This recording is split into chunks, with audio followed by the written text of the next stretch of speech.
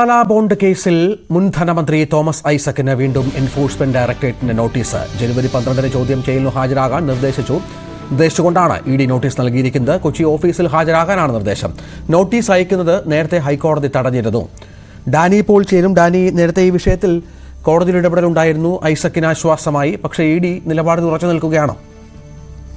തീർച്ചയായും രഞ്ജിത്ത്, ഇഡി ആ നിലപാടിൽ തന്നെ ഉറച്ചു നിൽക്കുന്നു എന്ന് തന്നെയാണ് ഇതിൽ നിന്ന് മനസ്സിലാകുന്നത്. കാരണം വീണ്ടും നോട്ടീസ് നൽകുകയാണ്. നേരത്തെ നൽകിയ നോട്ടീസ് അതിന്റെ ഒരു കാര്യകാരണങ്ങൾ ചോദ്യം ചെയ്തുകൊണ്ട് തോമസ് ഐസക് കോടതിയിൽ എത്തിയിരുന്നു. അതിൽ ഇഡിക്ക് ആ നോട്ടീസ് പിൻവലിക്കേണ്ടി വന്നു. കാരണം അതിൽ ചില കാര്യങ്ങൾ, വ്യക്തിഗത വിവരങ്ങൾ അടക്കം തേടുന്നു ഇഡി. ഇത് സ്വകാര്യതയിലേക്കുള്ള കടന്നുകയറ്റമാണ് എന്നതടക്കമുള്ള കാര്യങ്ങൾ ആരോപിച്ചുകൊണ്ടായിരുന്നു കോടതിയിലേക്ക് തോമസ് ഐസക് എത്തുകയും ചെയ്തത്.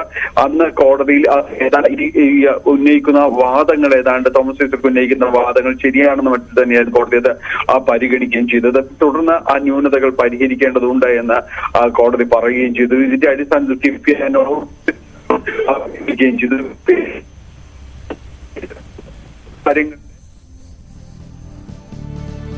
സാങ്കേതിക പ്രശ്നങ്ങളുണ്ട്. ഡാനി പോളുമായുള്ള ടെലിഫോൺ ബന്ധത്തിൽ തോമസ് ഐസക്കിന് ഇഡി നോട്ടീസ് നൽകിയിരിക്കുന്നു എന്നുള്ളതാണ് ഏറ്റവും പ്രധാനപ്പെട്ട കാര്യം.